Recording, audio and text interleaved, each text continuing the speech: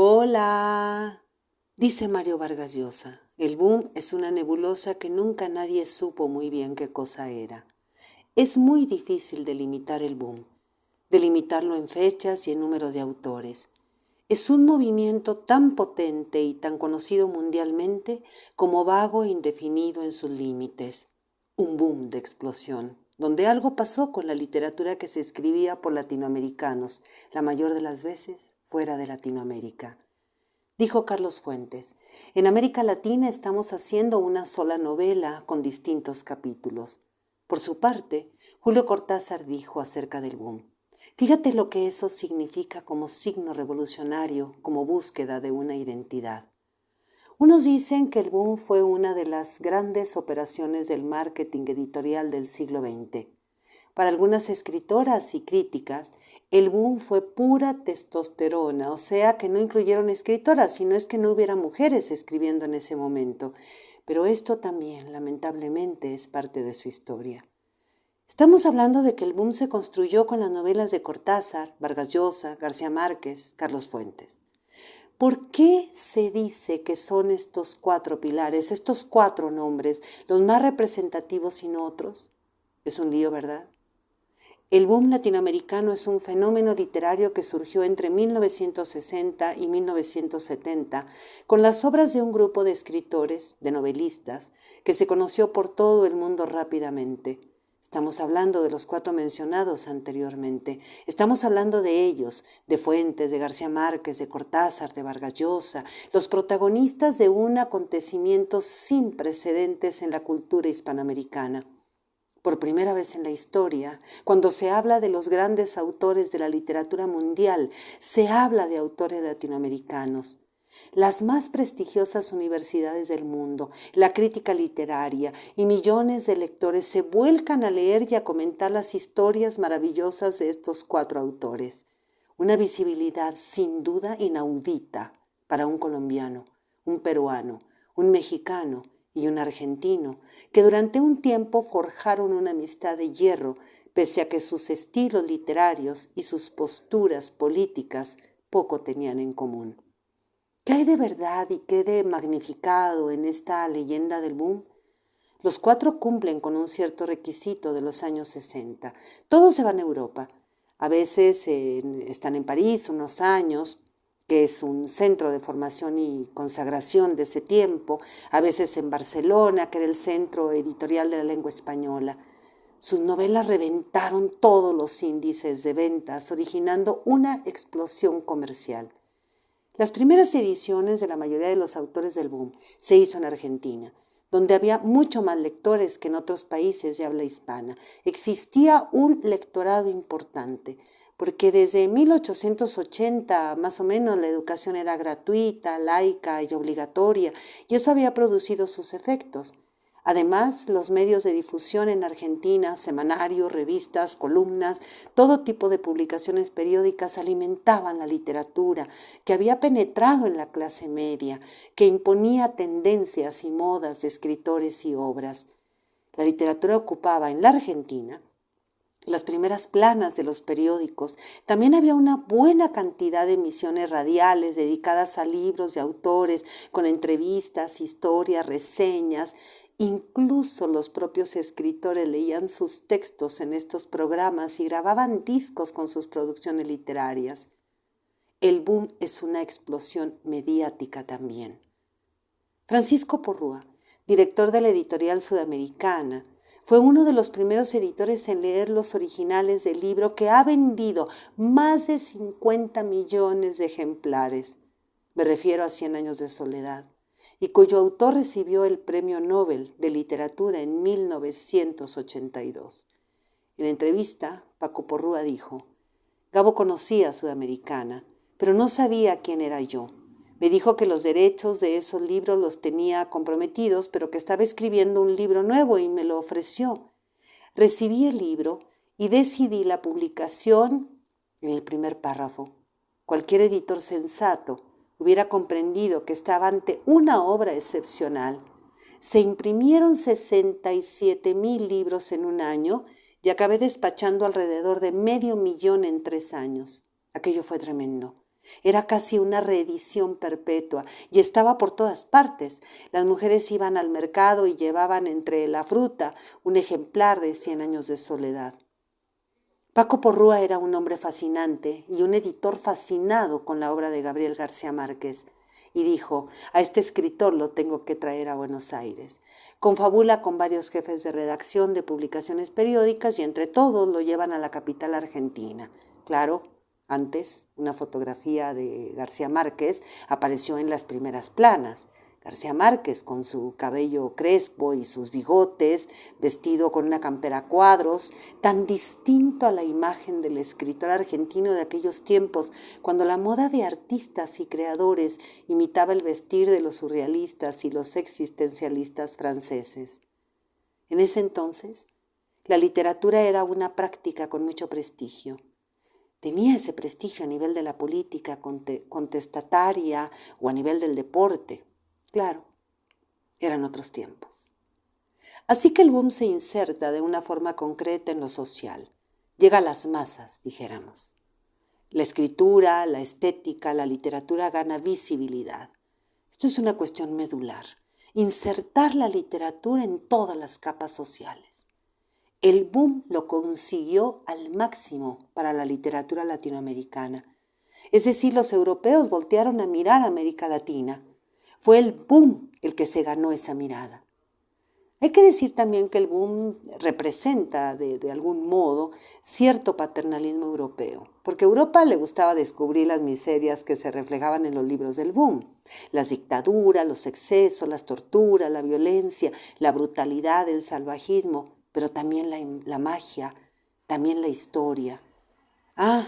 Y el tema del exilio, que no se nos olvide, del latinoamericano que busca protección en Barcelona, Londres o París, consideradas las 3 ciudades europeas del boom, espacios de bienestar para los escritores y artistas latinoamericanos en esa época. La onda expansiva del boom creó un imaginario exótico, fantástico, lleno de creatividad de estos 4 escritores.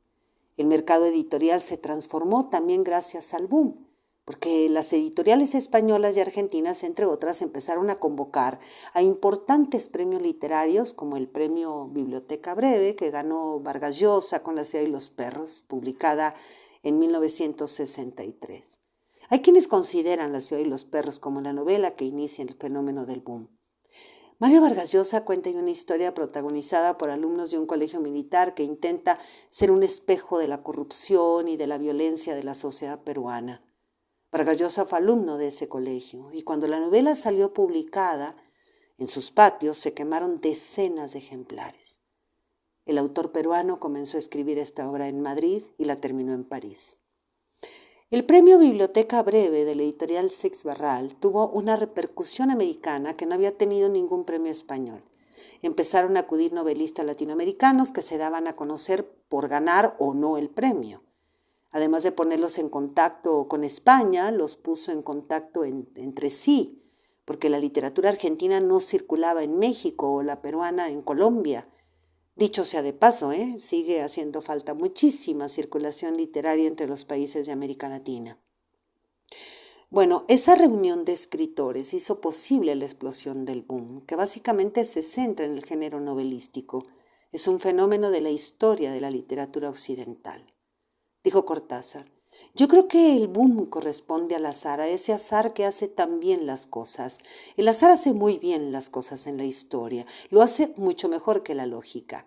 Es un momento histórico importante para América Latina, que está dominada por un imperialismo que la quiere convertir en una factoría, en una colonia, pues el azar hace que aparezcan 5, 6, 8 excelentes escritores que lanzan un montón de libros y de golpe crean un estado de conciencia que abarca todo el continente. ¿Tú sabes cómo ha sido atacado el boom, considerándolo una especie de maniobra editorial, considerando que la promoción de los editores había lanzado al boom? Puedo decir que mi obra personal fue hecha en la soledad. fue hecha en la pobreza, fue hecha sin el menor apoyo editorial, y que cuando los editores se despertaron a mis libros, dice Cortázar, a los libros de Fuentes, a los libros de García Márquez, a los de Vargas Llosa, se despertaron porque las primeras precarias y difíciles ediciones habían sido bruscamente leídas por un montón de gente que se las pasó de mano en mano, y los editores, que no son tontos y que están ahí para ganar dinero, comprendieron perfectamente que a esos escritores había que editarlos. Ellos no nos inventaron a nosotros. Capítulo 82 de Rayuela. Moreliana. ¿Por qué escribo esto? No tengo ideas claras, ni siquiera tengo ideas. Hay jirones, impulsos, bloques, y todo busca una forma. Entonces entra en juego el ritmo y yo escribo dentro de ese ritmo, escribo por él, movido por él, y no por eso que llaman el pensamiento y que hace la prosa literaria u otra. Hay primero una situación confusa que solo puede definirse en la palabra. De esa penumbra parto. Y si lo que quiero decir, si lo que quiere decirse tiene suficiente fuerza, inmediatamente se inicia el swing. Un balanceo rítmico que me saca a la superficie, lo ilumina todo, conjuga esa materia confusa y el que la padece en una tercera instancia clara y como fatal, la frase, el párrafo, la página, el capítulo, el libro. Ese balanceo, ese swing en el que se va informando la materia confusa, es para mí la única certidumbre de su necesidad, porque apenas esa comprendo que no tengo ya nada que decir. Y también es la única recompensa de mi trabajo, sentir que lo que he escrito es como un lomo de gato bajo una caricia, con chispas y un arquearse cadencioso. Así por la escritura bajo al volcán, me acerco a las madres, me conecto con el centro, sea lo que sea. Escribir es dibujar mi mandala y a la vez recorrerlo. Lo que había entre estos 4 escritores era talento, cuando el talento no estaba supeditado a la oligarquía editorial. El mundo era otro. Carmen Balcells, agente literaria española, hizo mucho por el boom con un espíritu muy maternal, hay que decirlo así. Les decía, tú escribe y yo me ocupo de todo lo demás. Les buscaba dónde vivir, les cuidaba la salud, les proveía de hojas y cintas para la máquina de escribir, les adelantaba dinero. Todos tenían con ella una relación que iba más allá de lo profesional, porque además era como un tipo de confesora, hasta de sus crisis sentimentales. Carmen Balcells fue una mujer visionaria que cambió las reglas del juego en el mundo editorial hispano. Por ejemplo, logró eliminar los contratos vitalicios y otros excesos editoriales e imponer las cláusulas de cesión por tiempo limitado de un libro. Carmen les dio más libertad a los autores. Hay que decir que esos cambios en el contrato también estaba relacionado con el talento de los 4 del boom. Es decir, Carmen estaba segura del éxito de difusión y de ventas. Estos 4 no necesitaban de grandes campañas de marketing. Además, los 4 eran amigos, aunque la relación más profunda era entre García Márquez y Vargas Llosa, quienes además eran vecinos en Barcelona. 2 premios Nobel viviendo en la misma esquina. ¿Cómo ve, Dice Vargas Llosa, la literatura te hace universal. El lector es una persona que rompe la tribu, esa cosa pequeñita, local, que se mira el ombligo. La literatura la rompe, la destruye, te proyecta en Rusia, sobre Inglaterra o Asia, te hace ciudadano del mundo, y eso a la hora de leer puede traducirse a la hora de escribir. Ser un escritor universal sin haber salido de la provincia, sin haber salido de un terreno muy pequeñito. Los libros te hacen viajar. Yo creo que esta es una característica del boom. Los escritores del boom no escribían para la provincia, escribían para el mundo entero. Gabriel García Márquez dijo alguna vez que 100 años de soledad no era más que un vallenato de 350 páginas. Hay algo que es común a su literatura y al vallenato clásico. Las 2 reúnen imágenes fantásticas y situaciones irreales como si se tratara de algo perfectamente lógico y posible, como por ejemplo un muerto borracho que se pasea por las calles. En una carta fechada el 5 de diciembre de 1963, Carlos Fuentes le escribe a Mario Vargas Llosa: le hablé a mi editor americano, Roger Strauss, sobre tu novela, y ahora mi agente neoyorquino, Karl Brandt, me escribe con deseos de ponerse en contacto contigo. Fuentes fue de los primeros escritores latinoamericanos que vivió de sus libros, en parte gracias a la difusión de su obra mediante los agentes literarios. Fuentes de alguna manera también fue agente de sus amigos ante los agentes. Promovió la novela latinoamericana, a la cual describía como un gran libro que estaba en construcción. Dijo: el futuro de la novela está en América Latina, donde todo está por decirse, por nombrarse, y donde, por fortuna, la literatura surge de una necesidad y no de un arreglo comercial o de una imposición política, como tan a menudo sucede en otras partes. Ahora, al leer una detrás de la otra, El siglo de las luces, Rayuela, El coronel no tiene quien le escriba y La ciudad y los perros, me siento confirmado en este optimismo. Las novelas del boom ponen en escena una manera de tomar conciencia de la identidad latinoamericana. Todas sus novelas son historias de importancia social, histórica, literaria. Ellos serán como abarcativos. No son historias de un individuo o historias de familia. Son historias de toda una sociedad, de todo un universo. Fueron enormes voces, grandes narradores. Un tipo como Carlos Fuentes escribió un libro como La región más transparente. Carlos Fuentes nació en 1928 y murió en 2012. El autor de La muerte de Artemio Cruz sostenía que la función del escrito era la de reinventar el pasado por medio de la imaginación, para decir lo que no fue dicho por los discursos oficiales.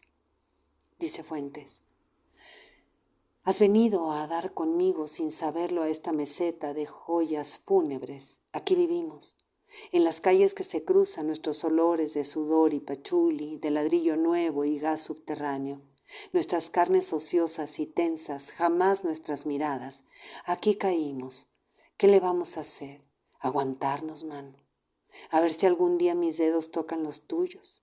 Ven, déjate caer conmigo en la cicatriz lunar de nuestra ciudad. Aquí nos tocó vivir, man, ¿qué le vamos a hacer? En la región más transparente del aire. Hay que decir que, lamentablemente, la obra de Carlos Fuentes nunca tuvo ni tiene el número de lectores o de ventas que, por ejemplo, tuvo García Márquez. Quizá por ese nuestro país tribu, donde existe un lectorado pequeño, donde no hay una socialización de la literatura por parte de los grandes consorcios de difusión masiva. El boom se rompe por muchas causas. Una de ellas fueron sus afiliaciones políticas, algunos dicen esto. Otros argumentan que la confrontación entre García Márquez y Vargas Llosa, ¿se acuerda aquel famoso puñetazo?, sepultó al boom. Una situación personal y misteriosa, dicen, cavó la tumba del boom. Me refiero al 12 de febrero de 1976, cuando Vargas Llosa le propinó el puñetazo al Gabo, en la Ciudad de México, en una sala de cine. Y según testigos, Vargas Llosa le dijo a García Márquez: esto es por lo que le hiciste a Patricia en Barcelona. Patricia era en ese tiempo la esposa de Vargas Llosa. Pero bueno, más allá de clichés, el boom fue un movimiento genuino y revolucionario. Al boom quizá lo mató el éxito, porque el triunfo tiende a estereotipar. Así que cada uno de estos 4 talentos literarios buscó en lo individual nuevos caminos. ¿Cómo se sigue escribiendo literatura después del boom? ¿Cómo hacerlo después de estas leyendas que son modelos, medidas y maquetas? Conste que no hablo de ventas, ni de número de lectores, ni siquiera de temáticas, sino de talento, de visibilidad, de intelectualidad. García Márquez, por ejemplo, creó toda una corriente con el realismo mágico, inimitable. Cortázar fragmentó la novela y nadie como él. Vargas Llosa usa la intertextualidad histórica y artística como ningún otro. Carlos Fuentes cultivó la figura del escritor intelectual como pocos en este país de espejos y espejismos. ¿Quién ha exportado actualmente libros como las novelas del boom después del boom? No olvidemos que ahora el pivote de la literatura exportable está en manos de editores extranjeros. ¿Qué fue del boom entonces? ¿Qué fue el boom? ¿Una conjunción de planetas? ¿Un azar venturoso? ¿Una operación de marketing de mafias editoriales con agentes listos? Las explicaciones sobran. Vaya usted a saber qué hay, pero dónde, cómo. Lo único que quedan son las obras, las historias que empujaron sus producciones, las anécdotas de sus creadores. Como dijo Melquiades, el gitano corpulento de 100 años de soledad, las cosas tienen vida propia. Todo es cuestión de despertarles el ánimo. El boom tuvo vida propia. El boom nos anima a leer grandes novelas, novelas inigualables. Soy Margarita Díaz de León, Literatura en Espiral.